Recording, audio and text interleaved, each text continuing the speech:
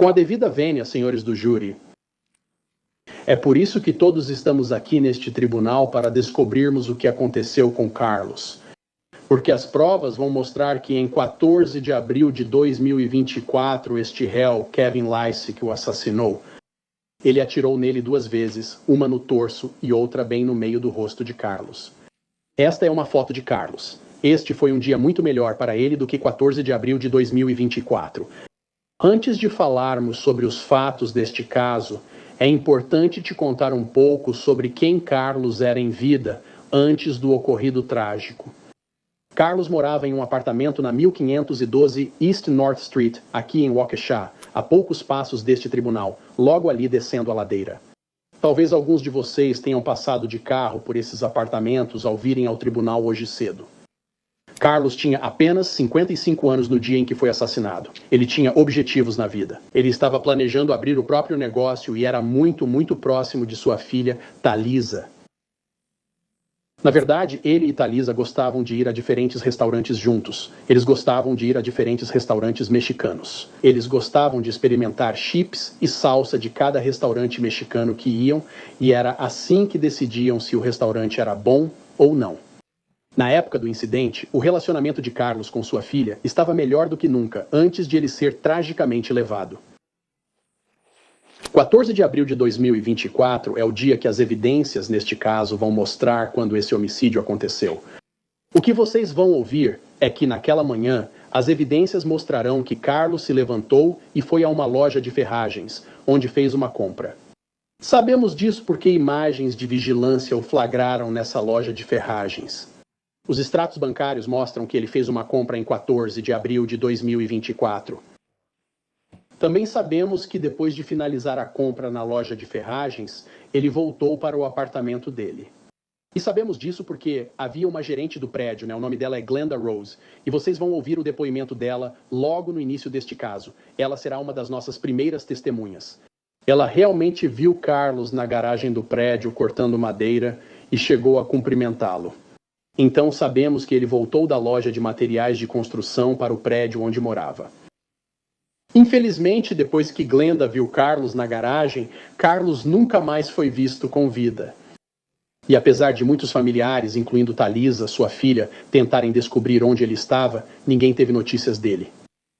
Talisa, na verdade, registrou o desaparecimento dele, certo, porque não era do feitio de Carlos não entrar em contato com a filha. Isso era algo que sempre que Talisa ligava para Carlos, Carlos sempre retornava o contato rapidamente. Então, o fato de ela ter tentado ligar para o pai e ele não ter retornado, isso foi muito suspeito. Então, houve um período de vários meses em que ninguém sabia onde Carlos estava, ninguém tinha notícias dele. Nós estávamos tentando encontrá-lo. E no dia 30 de outubro de 2024 foi quando fizemos uma descoberta muito surpreendente. Naquele dia, as evidências mostrarão que havia um homem chamado Nathan Polley. O Sr. Polley é morador do 1512 East North Street, o mesmo conjunto de apartamentos onde tanto Carlos quanto o Sr. Lishak moravam na época deste assassinato. E o Sr. Polley também era funcionário de manutenção nesse mesmo conjunto de apartamentos. E o que o Sr. Polley estava fazendo naquele dia era um serviço de manutenção na área arborizada atrás desse conjunto de apartamentos. Para te dar uma ideia de como é esse conjunto, ele tem 2 andares. Há unidades no térreo, depois há um segundo andar e há mais apartamentos nesse segundo andar. E nos fundos desse conjunto há uma enorme colina com algumas árvores na parte de trás. Polley estava nessa área arborizada, fazendo um trabalho no quintal, quando encontrou a lona azul da foto. Inicialmente, o Sr. Polley não ligou para a lona azul, achando que era apenas algo descartado por alguém. Mas quando ele se aproximou um pouco mais, fez uma descoberta chocante. Sob a lona estavam os restos de Carlos. E a lona estava coberta, como você vai ouvir, com gravetos, galhos e outras folhagens, quase como se a pessoa que a colocou ali tivesse feito isso intencionalmente para esconder o que estava debaixo daquela lona azul. A polícia é chamada porque o Sr. Polley relata o que encontrou ao gerente do conjunto de apartamentos, e então a polícia é acionada e responde à ocorrência.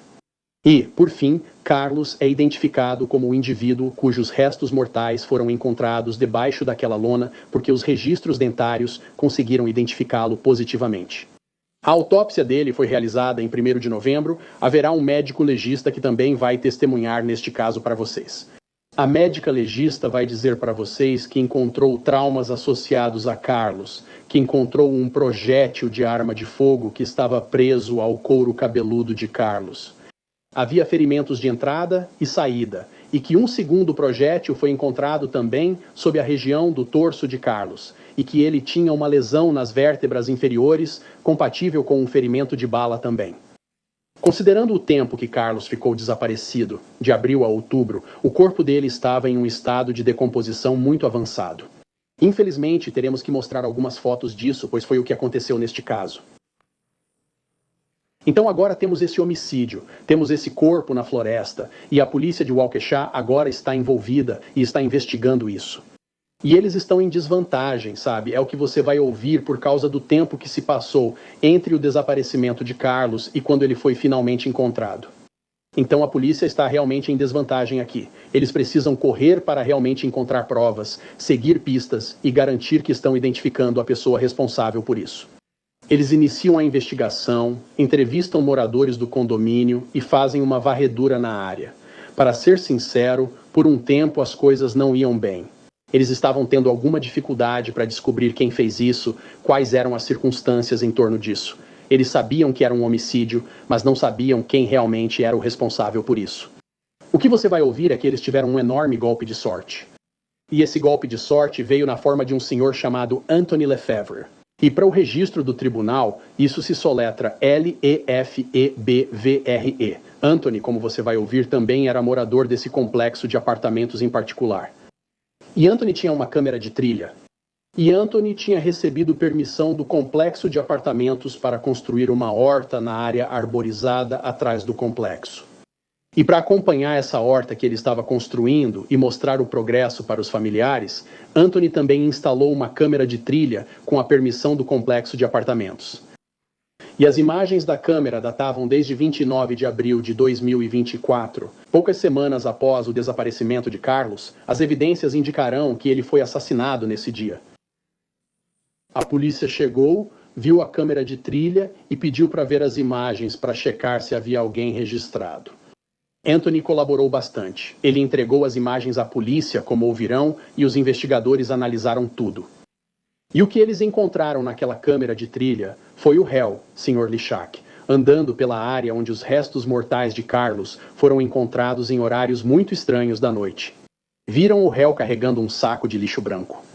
Eles o viram olhando de forma suspeita pelas janelas do complexo de apartamentos, como se estivesse verificando se alguém estava observando o que ele estava fazendo.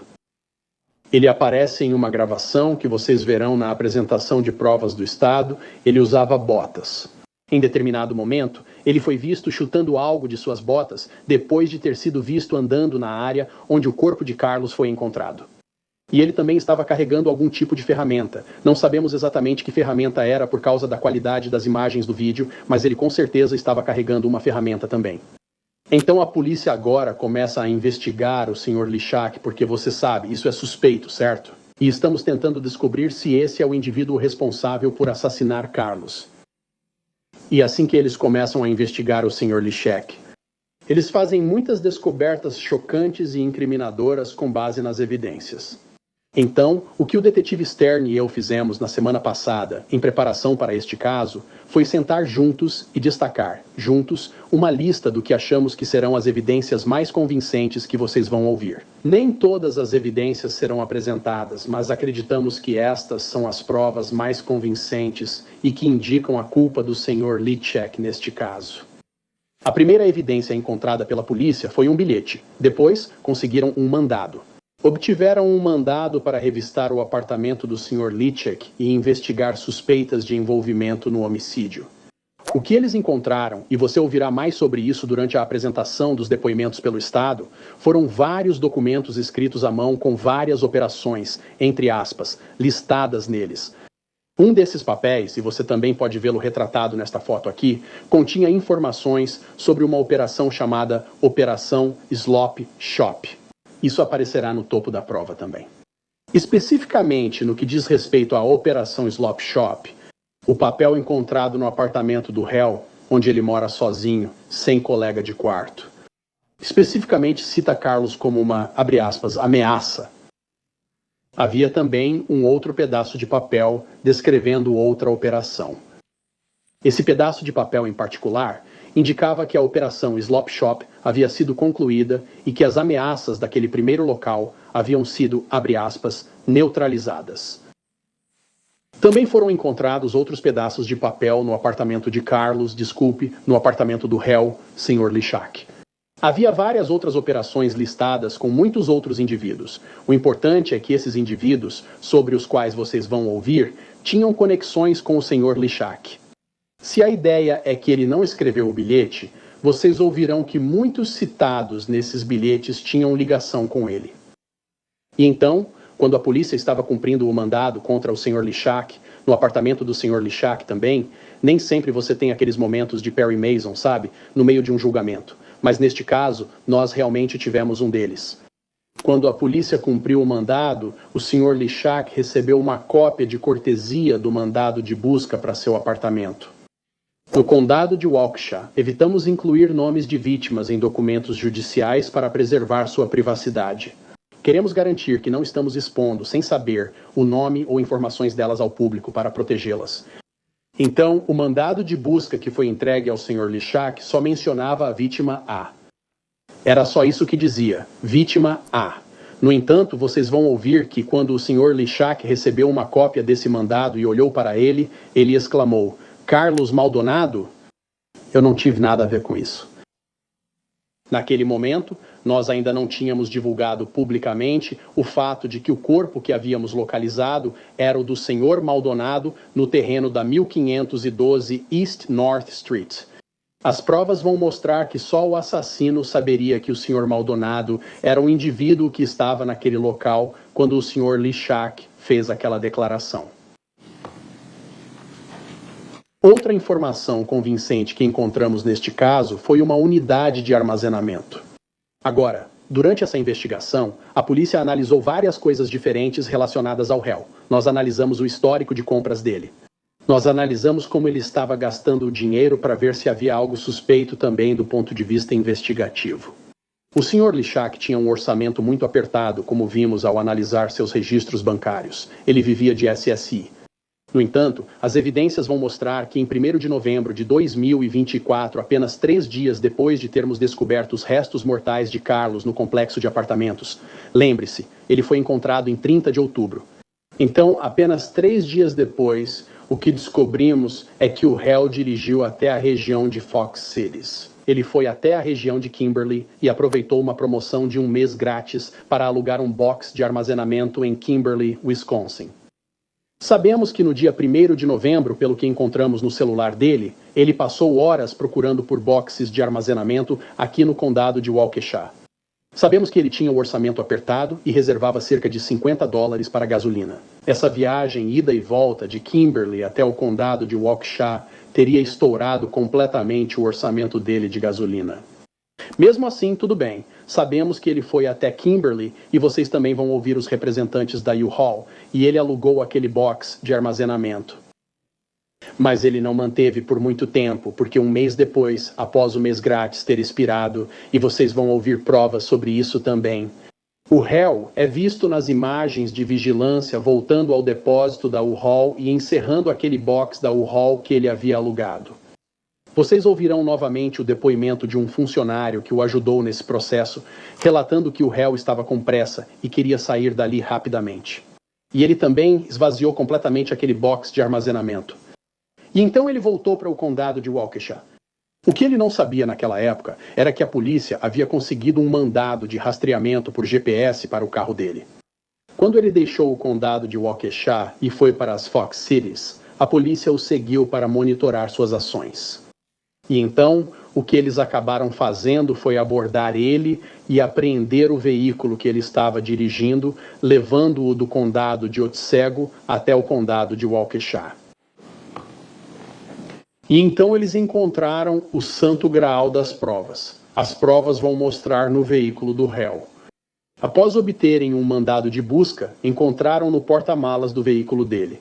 A polícia apreendeu o carro após conseguir o mandado. Eles revistaram o porta-malas do veículo dele e encontraram, como você pode ver aqui na parte inferior desta foto também, uma arma de fogo Luger de 1939. A polícia fez duas coisas com essa arma de fogo que serão muito importantes neste caso. Primeiro, eles embalaram a arma de fogo e a enviaram pelo correio para o laboratório criminal do estado em Milwaukee. E há uma pessoa que trabalha no laboratório criminal chamada Jessica Crawford. O cargo dela é especialista em armas de fogo e marcas. E o que ela fez, e vocês também vão ouvir o depoimento dela ao longo deste caso sobre o procedimento que ela usou. Vocês ouvirão que a senhorita Crawford testou essa arma de fogo e mesmo sendo muito antiga, ela estava totalmente funcional e funcionando perfeitamente. Ela era capaz de recarregar munições e disparar projéteis. Mas outra coisa, e isso talvez seja ainda mais importante do que o fato de a Luger estar totalmente funcional, a senhorita Crawford pegou 2 projéteis que recuperamos de Carlos. Um que saiu da cabeça dele durante a autópsia e outro que foi encontrado debaixo dele, na lona onde o corpo dele foi descoberto no complexo de apartamentos. Ela ficou com esses 2 projéteis. E além disso, ela tinha sua própria coleção de munições que mantinha no laboratório também. Então ela fez disparos de teste com as munições que tinha em sua coleção e depois comparou esses projéteis com os 2 que sabemos que atravessaram Carlos. E o que ela descobriu, e sobre o que ela vai testemunhar, é que ambos os projéteis apresentam marcas semelhantes. E quando uma arma é disparada por uma arma de fogo, pelo cano de uma arma de fogo, ela deixa certas marcas para que você saiba que veio daquela arma específica. Nunca aconteceu na história das armas de fogo que uma bala apresentasse as mesmas marcas. E ela vai te dizer isso, vindas de 2 armas diferentes. Então, as balas que retiramos de Carlos vieram da arma que encontramos no porta-malas do carro do réu. Mas ainda não terminamos, porque a polícia não só enviou a arma para testes, como também coletou amostras de DNA da arma. E eles enviaram a arma de fogo, enviaram os cotonetes de DNA que foram testados, e também tinham o DNA do Sr. Liswick. Esse DNA foi obtido por meio de um suave bucal também. Também enviaram ao laboratório. E o que eles descobriram, havia um perito em DNA que também testou isso. E cada pessoa tem seu próprio perfil de DNA, certo? A única exceção a isso é se você tiver um irmão gêmeo idêntico, o que não é o caso aqui.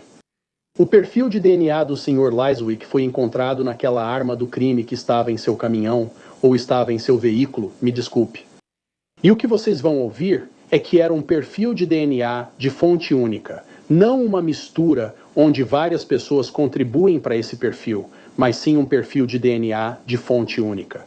E que a conclusão do laboratório foi que havia um potencial muito forte de inclusão de que o DNA do Sr. Lischek era o perfil que foi encontrado naquela arma do crime. Esse é o maior nível de suporte, a maior probabilidade de padrão que o laboratório tem em termos de DNA, e o perito em DNA vai explicar isso para vocês com mais detalhes também. Também conseguimos o telefone do Sr. Liswick nesta investigação. Queríamos ver o que ele pesquisava no telefone. As pessoas procuram de tudo nos celulares, certo? Achamos algumas buscas bem incriminadoras também. Primeiramente, uma breve questão administrativa em relação ao endereço de e-mail. Conrado Liswick, vocês vão ouvir um depoimento neste caso de que, embora o nome legal do réu seja Kevin, ele prefere ser chamado de Conrado. Na verdade, vocês vão ouvir que ele corrigia as pessoas quando o chamavam de Kevin em vez de Conrado. Então, não só sabemos que esse é o telefone dele, porque conseguimos um mandado e pudemos ver o que ele estava pesquisando, como também sabemos que esse é o endereço de e-mail dele. E isso também estava associado ao telefone dele. E o que encontramos quando analisamos o telefone dele foram algumas descobertas muito suspeitas. Apenas uma semana depois que Carlos foi dado como desaparecido, nunca mais foi visto, nunca mais foi ouvido, temos o réu pesquisando sobre movimentação, processamento e descarte de carcaça. Como descartar alimentos estragados com segurança? Sacos plásticos grandes e onde encontrá-los. Mapas de aterros sanitários em Wisconsin. Isso é muito suspeito. E do ponto de vista do Estado, acreditamos que as evidências vão mostrar que isso aconteceu porque ele estava tomando certas providências para ver como poderia se livrar do corpo de Carlos depois de tê-lo matado. E havia outras coisas no telefone dele que também eram incriminadoras. Em 25 de novembro de 2024, seu Paulo acessou o Google e pesquisou no Waukesha News por tiroteio de novembro. Não havia ocorrido nenhum tiroteio no condado de Waukesha naquela época, e nós ainda não tínhamos divulgado publicamente o fato de que a morte de Carlos também tinha sido causada por um tiroteio. Mais uma vez, assim como o comentário que ele fez durante o cumprimento do mandado de busca na casa dele, só o assassino saberia esse tipo de informação. Então, senhoras e senhores, são duas acusações, como o juiz Mosh acabou de explicar para vocês. Há homicídio doloso em primeiro grau e, em seguida, a segunda acusação de ocultação de cadáver. Não vou gastar muito tempo nisso. As instruções do júri virão ao final do caso, junto com as provas. Só queria explicar alguns termos, enquanto vocês ouvem as evidências. Então, o termo causar, a primeira palavra nisso, significa que a conduta do réu foi um fator substancial para causar a morte de Carlos. As provas vão mostrar que ele atirou nele 2 vezes. Atirar em alguém 2 vezes, você sabe, uma vez na região do rosto, é bem óbvio, certo? Isso vai fazer com que alguém morra como resultado disso. E então, intenção de matar. Você tem o propósito de tirar a vida de alguém ou sabe que sua ação provavelmente causará a morte de outra pessoa. Já comentei sobre isso. Nós temos as anotações do apartamento falando sobre operações e neutralização de alvos específicos. Eu não usei a palavra motivo, e o juiz Moss já explicou isso para vocês. Eu não vou repetir isso. Motivo é diferente de intenção. Nós temos que provar a intenção para vocês, mas não precisamos provar o motivo. Agora, para simplificar, nós não precisamos provar por que ele fez isso, mas precisamos provar que ele fez e que ele agiu com intenção. Vocês também receberão instruções do juiz sobre isso. E temos a segunda acusação de ocultação de cadáver. Os elementos estão acima. Vocês ouvirão o depoimento do detetive Stern neste caso. Eu já mencionei isso sobre o local da pilha onde estavam os restos mortais de Carlos. Vocês vão ouvir que foi a conclusão do detetive Stern que aquela pilha foi colocada ali de propósito. Vamos mostrar várias fotos para vocês. Vocês vão poder ver que havia gravetos, galhos e outras coisas em cima dessa pilha, quase como se a pessoa que colocou aquilo ali não quisesse que essa pilha fosse encontrada. Vamos mostrar provas disso novamente. E, novamente, o fato das câmeras de trilha que mencionei antes também, o fato de que o réu foi visto andando por essa área em horários muito estranhos da noite, certo? Quando não havia ninguém por perto, novamente, isso também é uma prova. Esse é o segundo ponto. Por fim, senhoras e senhores, concluo com isso. Vocês ouvirão depoimentos de várias testemunhas, incluindo policiais, especialistas, testemunhas oculares e pessoas envolvidas no caso. Também teremos peritos em DNA e armas de fogo. Temos um médico legista, um especialista em cães farejadores de cadáveres, um especialista em botânica e até um antropólogo forense. Muitos especialistas virão aqui para testemunhar. As evidências vão mostrar que essa investigação não foi precipitada. Isso não foi uma grande conspiração. Isso não é uma tentativa do Departamento de Polícia de Waukesha de incriminar o Sr. Lychek. A polícia dedicou muito tempo e esforço a esse caso, e foi essa a conclusão a que chegaram ao seguir as evidências, que o Sr. Lychek foi o responsável pelo assassinato de Carlos neste caso. É uma conclusão que só é sustentada pelas evidências que vamos apresentar a vocês. E enquanto estávamos sentados pensando em qual seria, você sabe, a maneira mais adequada, ou talvez o melhor formato para apresentar isso, tivemos a ideia de um quebra-cabeça. Sabe, quando você senta para montar um quebra-cabeça e coloca as primeiras peças, nesse quebra-cabeça em particular, talvez você não consiga ver a imagem completa do quebra-cabeça. Mas à medida que você adiciona peças, e nesse caso, as peças seriam as evidências que vamos apresentar para você, e você ouve cada vez mais sobre as evidências que temos e como as apresentamos, então você começa a ver o quadro geral se formando. A parte, o quebra-cabeça começa a ficar totalmente nítido. Este caso é exatamente isso. Pesquisar no Google como descartar comida ou comida estragada com segurança pode parecer inofensivo. Mas quando você considera todas as outras evidências que vamos apresentar, o que isso mostra é que é mais uma peça do quebra-cabeça mostrando que o Sr. Lychek é o indivíduo responsável pelo assassinato neste caso.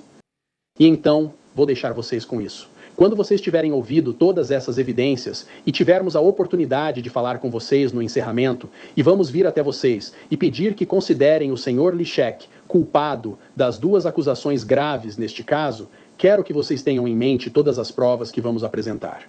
Porque com todas essas evidências que vamos mostrar, e eu ainda não mostrei tudo, certo? Só mostramos algumas das provas mais convincentes.